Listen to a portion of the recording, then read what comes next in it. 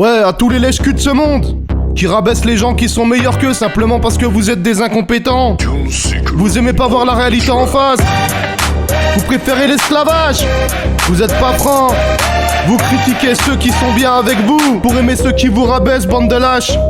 Complexés d'infériorité, ils ont vendu leur cul. Leur ego surdimensionné s'alimente par du pu. Besoin de se sentir exister pour leur estime perdue. Lèche des godasses ressalissantes à tous les coins des rues. Pour prouver leur valeur, il faut qu'ils sucent la hiérarchie. Ils savent pas qui ils sont, ce sont des faibles à l'agonie. Moi je n'arriverai jamais à fonctionner dans l'hérésie. Je suis bien trop réel et c'est pour ça que je veux pas d'amis. Je les déteste tellement, je leur infligerai un génocide. Pour moi de mon côté, y aura jamais de tir fratricide. J'ai pas besoin de monter, je me sens si bien en loyauté. J'ai pas besoin de pomper, je sais me satisfaire de ma piété. On m'a bien expliqué que je me prenais trop la tête. Fallait je pense à ma gueule mais mon âme se pénètre.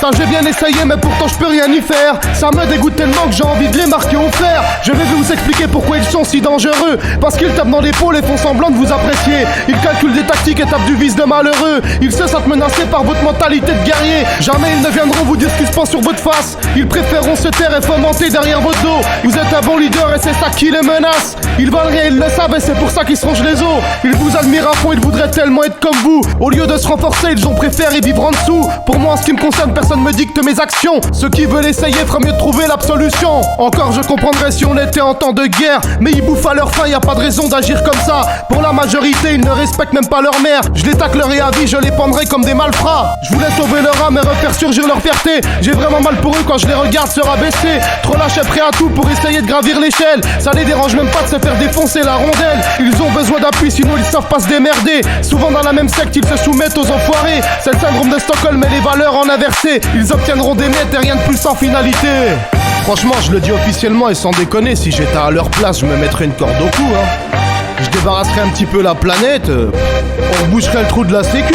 À ceux qui m'écouteront me prendront tous pour un haineux. À cela vous vous trompez, je voudrais juste rendre le monde meilleur. Car ceux qui tiennent les rênes entretiendront ce côté peureux. À ceux qui parleront n'auront plus qu'à compter leurs heures. Ça me rappelle il y a longtemps un grand homme nommé Balavoine qu'a dit à Mitterrand, je t'emmerde en direct sans pitié.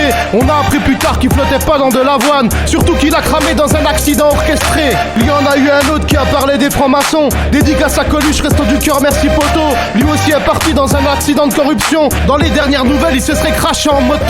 Voulait sauver leur âme et faire surgir leur fierté. J'ai vraiment mal pour eux quand je les regarde se rabaisser. Trop lâches et prêts à tout pour essayer de gravir l'échelle. Ça les dérange même pas de se faire défoncer la rondelle. Ils ont besoin d'appui sinon ils savent pas se démerder. Souvent dans la même secte ils se soumettent aux enfoirés. C'est le syndrome de Stockholm et les valeurs en inversé. Ils obtiendront des miettes et rien de plus sans finalité. Ouais.